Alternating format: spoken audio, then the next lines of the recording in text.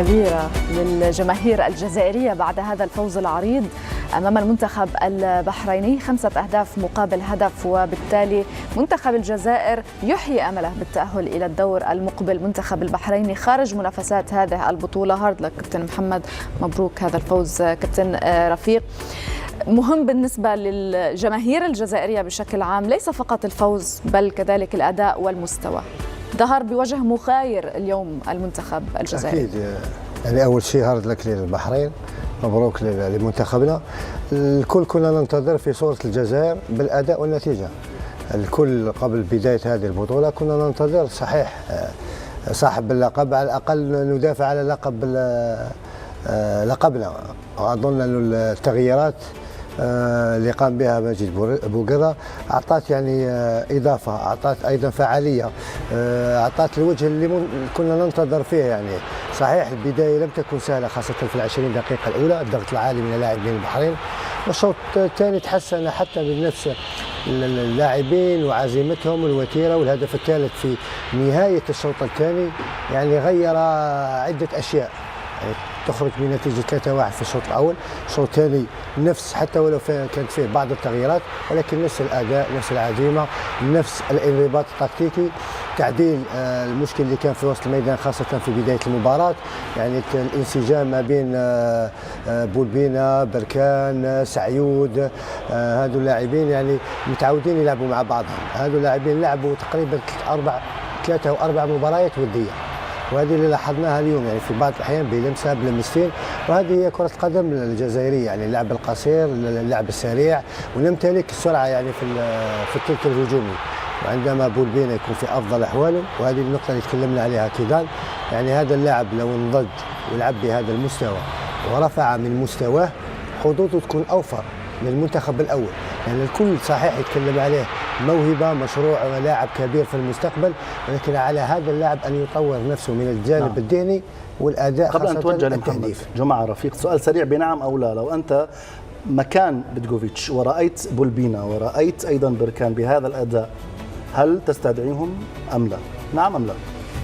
نعم، بولبينا نعم، بركان في المستقبل ممكن يكون قلت لك أداء اللاعب في المستقبل هو اللي راح يعني يفرض على المدرب استدعائه. بولبينا هينبسط. هلا طبعا نروح محمد جمعة. يعني اول ما اتى الهدف الاول للمنتخب البحريني بصراحه شعرنا بان البحرين قادر، حتى كان رفيقها كان يحسب حساباته، ولكن بعد ذلك ما الذي حدث؟ المجهود اللي بذلوه اللاعبين البحرينيين خاصه كان في 25 دقيقه كان له مردود سلبي، خاصه في نهايه الشوط الاول مع بدايه الشوط الثاني. بين الشوطين قلت لك ان شاء الله ما يدخل علينا هدف في اول 10 دقائق، وهاي اللي حصل. اول ما دخل الهدف، لان معدل اعمار اللاعبين شوي كبير، المجهود اللي بذلوه في الشوط الاول كبير، فصعب يبذلون لك نفس المجهود مع بدايه الشوط الثاني. كان المفروض يكون في تغييرات مع بدايه الشوط الثاني عشان تحافظ على الرتم. التغييرات حدثت عقب ما جاء الهدف الرابع، الفريق انهار، كان يبي يحافظ على النتيجه عشان ما يخسر بشكل يعني اسوء من ما طلع عليه. احنا كنا متوقعين مثلا النتيجه او وصولنا للدور الثاني كان صعب، لكن كنا متفائلين بتصريحات، صراحه تصريحات المدرب، لانه هو على راس المسؤوليه بالنسبه للفريق وهو الاقرب. فاتضح ان يمكن احنا كان عندنا حق في عدم تفاؤلنا بالدرجه الكبيره مع بدايه الدوره.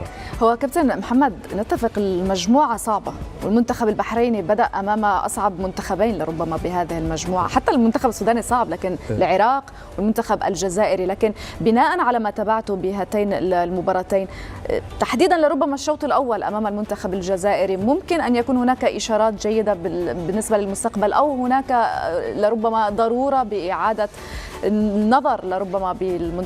كانت اشارات ايجابيه بالنسبه حق البطوله، اما بالنسبه حق المستقبل لانه صعب، معدل اعمار اللاعبين كبير، اعتقد يمكن تكون على الاقل 5 ل 6 لاعبين تكون لهم اخر مشاركه. هذه المشاركه لما عاوز تبني في المستقبل لازم يكون هناك فريق جديد تبني عليه امال جديده، طموحات جديده تساعدك في الوصول الى ادوار اخرى. اعتقد في بعض اللاعبين كفوا ووفوا لهذه المرحله القادمه تتطلب لاعبين جدد، خطط جديده، ممكن تكون مدرب جديد. فعلا نذهب الان الى هناك مع وفاء سوقار، والذي سيسعيد لاعب المنتخب البحريني. ماذا قال؟ نعم، حياكم الله مجددا بعد نهاية لقاء الجزائر والبحرين إلى جانب قائد المنتخب البحريني السيد ضياء. يعني حظ أوفر بداية. أعرف جيدا وأن النتيجة كبيرة والخروج مبكر، لكن إلى ماذا ممكن وأن نعزي هذا الخروج؟ نقول هاردك حق الجماهير بس اللي حضرت. بدينا المباراة على أحسن ما يمكن، سجلنا هدف، طلع هدف تسلل، رجعوا سجلوا علينا، رجعنا في المباراة كنا ند قوي للفريق الجزائري، لكن في النهاية كرة القدم جزئيات بسيطة، تفوقوا علينا في جزئيات بسيطة، ممكن عدم تركيز أو تغطية أو هاي، يعني مباريات بهالحجم في ليفل عالي تغفل شوية يجيك هدف على طول. فالمباراة ما يعني كنا ند، بس هاي الجزئيات البسيطة هاي اللي فرقت معنا يعني تعرف لاعبين على مستوى عالي فطبيعي يعني.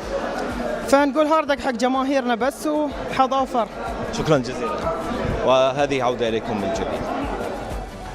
شكرا جزيلا لك وفاء سقار. سمعنا اللي بعد ردود الفعل بعد هذه المباراة، فوز المنتخب الجزائري الآن 4 نقاط بالنسبة للمنتخب الجزائري، والحسم سيكون بالمباراة المقبلة بالنسبة للجزائر. لقاء سيكون أمام المنتخب العراقي لربما أقوى منتخبات هذه المجموعة، 3 نقاط، وسنكون بانتظار ما ستحمله المباراة المقبلة بالنسبة للعراق. أكيد هي كل المباريات صعبة، وكل مباراة عندها عواملها وخصوصياتها.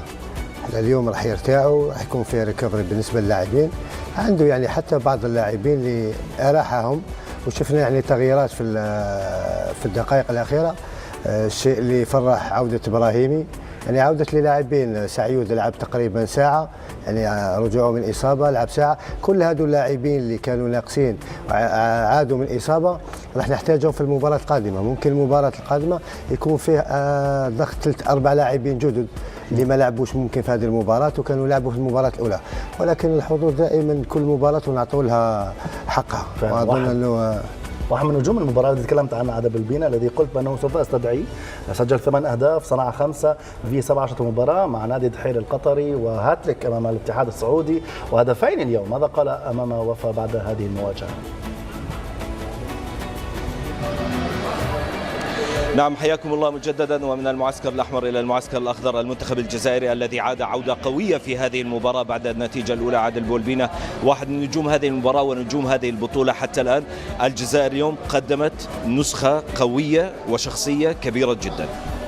بعد بسم الله الرحمن الرحيم، والله احنا من فريق يعني اولا يعني مبروك لنا، هارد لك المنتخب البحريني، ان شاء الله يعودوا في الجاي.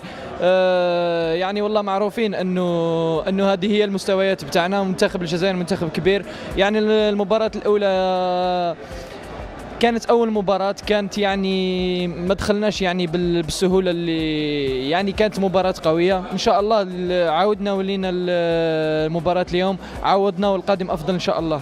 الجماهير الجزائرية اليوم تتحدث باسم بولبينا، لديك دعم كبير من الجماهير. والله الحمد لله الحمد لله، يعني هذا يزيدني قوة ويزيدني تحفيز عشان نزيد نقدم الأفضل للمنتخب. وإن شاء الله المباريات القادمة إن شاء الله نستناهم يدعمونا بقوة ونكونوا أكثر قوة إن شاء الله. شكرا جزيلا، شكرا. مبروكين، وهذه عودة إليكم من جديد.